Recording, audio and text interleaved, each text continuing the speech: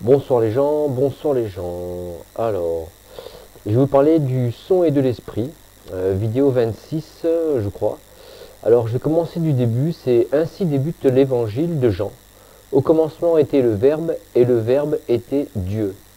À l'origine de toute chose se trouve le son. Le son intelligent, signifiant, c'est-à-dire la parole, le Verbe. La parole est au son ce que le rayon laser est à la lumière. En fait, il dit que le son, à partir quand il est bien, la vibration, quand elle est bien organisée, canalisée, elle est rendue signifiante, active et porteuse d'effets. Vous voyez, donc c'est très important le son. Et le son était considéré justement comme quelque chose de primordial, de très très important dans les anciennes civilisations, les anciennes cultures. Ils savaient très bien les effets que ça faisait, ils savaient très bien comment dire maîtriser les fréquences, les longueurs d'onde, etc. Et je voudrais faire une parenthèse sur les insectes. Alors, pourquoi? Parce que bon, vous voyez, quand vous entendez, il y a une abeille, vous approchez près d'une ruche, vous entendez ça bourdonne, oui, c'est plein de fréquences, de sons, de vibrations, voilà, de résonances. Et en fait, il y a un monsieur qui a appelé ça le CSE, c'est Cavernous Structure Effect. Et on a étudié les insectes, enfin, il y a des scientifiques qui ont étudié les insectes et ils se sont dit, avec la structure qu'ils ont, leurs petites ailes, ils disent ils ne peuvent pas voler, c'est impossible. C'est pas comme les oiseaux, vous voyez, les oiseaux ils font des mouvements avec leurs ailes, voilà, ils créent une espèce de vortex et ils peuvent s'appuyer sur l'air pour décoller, voler, malgré des vents, voilà, ils arrivent à stabiliser, vous voyez, ils connaissent tout ça, mais les insectes c'est impossible qu'ils puissent se servir ils font pas du tout la même chose pour s'envoler, pour voler, pour atterrir, etc. Et ils peuvent pas voler comme ils sont étudiés là, avec leurs ailes, etc. Ils peuvent pas, c'est impossible. Physiquement, tout ce que vous voulez. Et en fait, ils se sont rendus compte que les insectes, ils faisaient de la lévitation. Alors comment? Alors, on a étudié les scarabées, hein, les scarabées, tous les insectes volants, et ils se sont rendus compte que, en fait, en vibrant leurs ailes, ils émettaient une certaine fréquence, hein, une longueur d'onde, voilà, en vibrant de plus en plus vite, ça s'amplifiait jusqu'à obtenir la même fréquence que la fréquence de la Terre, hein, la résonance Schumann, qui est de 8,5 Hz, quelque chose comme ça, que je dise pas de bêtises.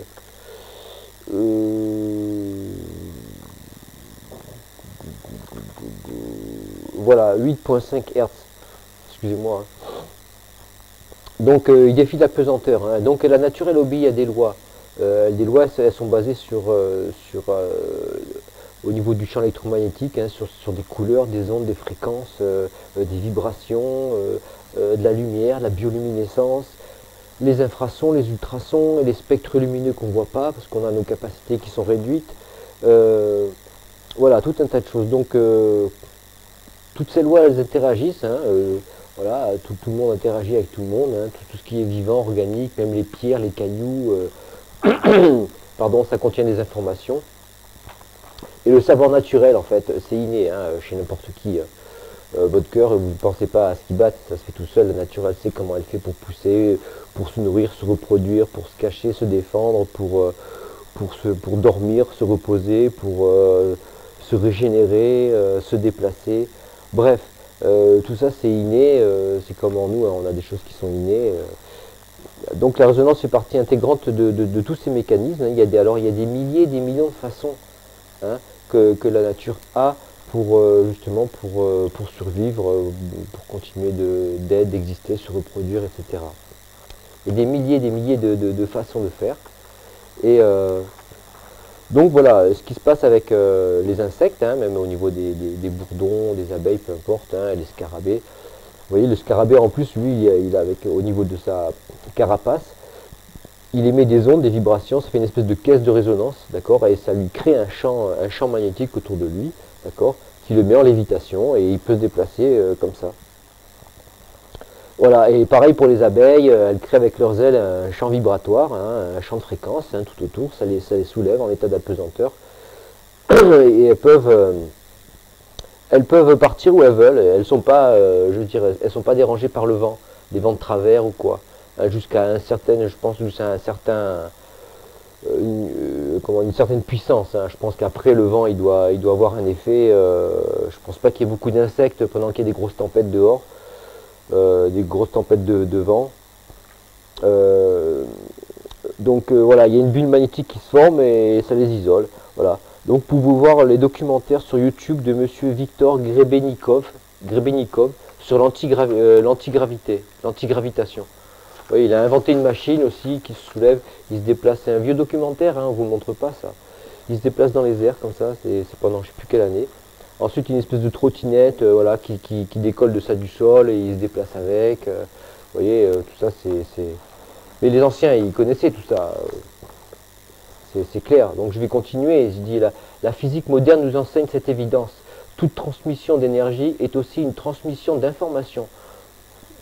Donc vous voyez, c'est de l'information. Les plantes, les arbres, je veux dire, les oiseaux, les sons que vous entendez dans la nature, tout ça c'est des informations qui circulent. Vous voyez, voilà, même la rivière, les sons de l'eau au niveau de la rivière, ça dégage des sons, des ondes, des vibrations, des fréquences. Vous voyez, et tout ça c'est en communication. Voilà, quand on croque une pomme, hein, l'énergie de la pomme, c'est valable dans le domaine de l'énergie sonore comme dans tous les autres domaines, hein, au niveau de l'énergie subtile. Hein. La pomme, elle nourrit notre corps subtil. Hein. Si le fond de l'échange est bel et bien si c'est pas juste organique, ça qui veut dire, vous voyez, l'énergie se nourrit aussi de la forme de la pomme, de la couleur de la pomme, de la texture de la pomme, vous voyez, du goût, du parfum et de mille autres composantes. Plus la nourriture est vivante et plus l'information est riche et précieuse. Vous voyez, c'est ça qui est important.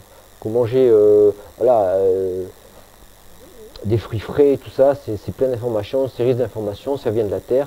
Vous voyez, la terre, il y a tout un tas de choses qui se passent, il y a tout un tas de comment dire, il y a de l'électricité sous terre, il y a tout le champ électromagnétique, il y a des informations qui circulent à travers les branches, les feuilles, les racines, les pierres, les cristaux, tout ça, l'eau qui circule dessous, tout ça, c'est ça que vous voyez à un niveau subtil, vous êtes en contact avec tout un tas d'informations extraordinaires, hein, qui peuvent avoir un effet très bénéfique sur vous. Par contre, si vous mangez du cadavre, hein, la viande, ça n'a rien à voir, c'est fini là, c'est mort, oubliez tout ça, quoi. Je veux dire, vous mangez de la souffrance. Subtilement, vous mangez de la souffrance. Mangez un animal qui n'a pas demandé à être abattu, d'accord. Il y a une famille, enfin des enfants, ouais, des petits, les veaux, je parle des veaux, vous voyez, des petits cochons, et les brebis, là, les agneaux, tout ça. Voilà, donc oubliez, hein, quand vous mangez de la viande, oubliez tout ça. Voilà, donc transportée par les procédés industriels, transformée par les procédés industriels, elle perd toute qualité naturelle et travaille contre l'harmonie du corps subtil. Dans un monde où domine le profit matériel, ni le profit du corps subtil, ni l'éveil de l'esprit n'intéressent l'industrie du nombre. Alors ensuite, je vais vous parler de la tierce oreille. C'est l'oreille subtile, si vous voulez. Alors je sais pas où ça se passe, hein, au niveau des organes, peut-être au niveau du mental ici, je sais pas sur quelle partie, ou le front, peut-être la glande pinéale, j'en sais rien. Ils disent c'est la tierce oreille. Alors les rishis entendent leur ta, pardon, rythme du cosmos qui pulse dans la course harmonieuse des étoiles. Ils le traduisent d'abord en vibrations sonores qui exercent son influence sur la nature, en régulant la succession des saisons et en induisant la rectitude et la simplicité chez les êtres humains. Pour y parvenir, les rishis traduisent la vibration sonore en versets bien cadencés de chants védiques. Ces strophes votis construisent une arme puissante contre les forces du chaos et du désordre. Une arme puissante. Alors, effectivement, dans l'Antiquité, ils servaient du son comme arme. Alors, le son est une arme, en effet. Hein. Certaines fréquences sonores sont pathogènes, voire létales. Hein. Et moi, ça me fait penser aux dauphins qu'on voit, ces centaines de dauphins qui s'échouent régulièrement, je ne sais plus quoi, des milliers de poissons morts, etc. Ou même des oiseaux qui tombent. Moi, je pense surtout au niveau des océans, tous ces mammifères marins, même ces poissons. Hein, et à chaque fois, il y a des sous-marins dans le coin ou des bateaux, ou je sais pas, ils font leurs tests machin bidule. Hein, c'est des micro-ondes, des ondes à énergie dirigée qui sont complètement pourries. Hein, qui tue complètement comment dire, qui tuent littéralement le sens de l'orientation des animaux et qui détruisent complètement une partie de leur cerveau, parce qu'ils ont retrouvé les dauphins avec un espèce de liquide qui coulait des petits orifices qu'ils ont sur le côté. Voilà, c'est pas génial, vous voyez, donc c'est vraiment des malades, tous ces gens-là. Alors, les ondes peuvent charmer, envoûter, éblouir, brûler, disperser, réduire en cendres. On connaît des voix suraiguës qui brisent les coupes de cristal. Le son fondamental de notre Terre est un Fa dièse 463.26. C'est le son primordial. Il est possible, en le modulant sur un instrument idoine, de trouver la juste longueur d'onde qui annihilera la gravité terrestre. Vous voyez, les insectes, c'est ce qu'ils font. En vibrant leurs petites ailes, ils se collent une bulle et hop, ils se décollent de la gravité, de l'attraction, de la pesanteur en fait. Leur poids n'a plus de poids, si vous préférez. Voilà, donc alors, vous pouvez faire l'expérience, ça peut être fait effectivement, si vous trouvez la bonne longueur d'onde, la bonne fréquence. Vous pouvez peut-être sûrement décoller un cendrier, j'en sais rien, en attendant de faire décoller la table. Alors sur le plan musical, en ce qui concerne les utilisations non artistiques des sons modulés, la préhistoire est un champ exploratoire encore plus passionnant, mais aussi plus inaccessible. Les grottes peintes étaient des temples initiatiques où le son jouait le premier rôle.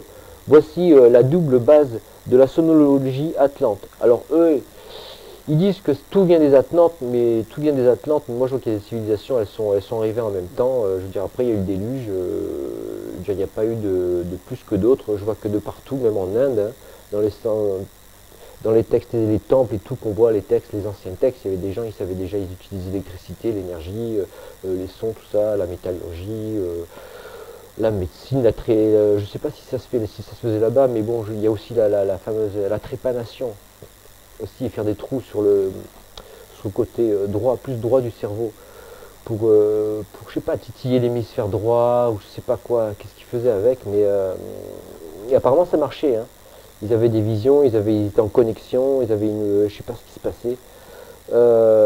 Donc c'est un Fa dièse, il est possible, voilà, en le modulant. Alors, les grottes peintes, l'auditorium, voici la double base de la sonologie atlante, l'auditorium où le temple doit être réglé sur la fréquence 110 Hz pour mettre les auditeurs en état de réceptivité accrue.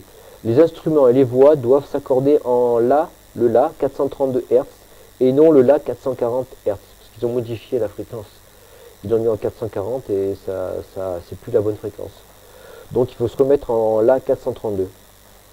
La fréquence La 432 représente en effet la fréquence cosmique, celle de la lumière, selon Robert Charroux. Bon. Et de toute façon, bon, c'est reconnu pas que par ce monsieur. Voilà. Et ils disent, pour peu qu'on utilise la bonne fréquence, on peut induire chez l'auditeur des états modifiés de conscience, hallucination, vision, flash, compréhension totale, etc.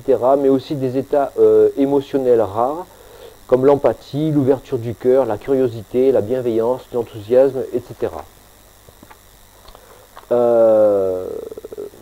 Alors les anciennes civilisations, ils maîtrisaient ces techniques et l'ingénierie architecturale qui en découle. Vous voyez, donc s'ils faisaient des temples et des colonnes avec des sons différents, des résonances, c'était bien pour une raison.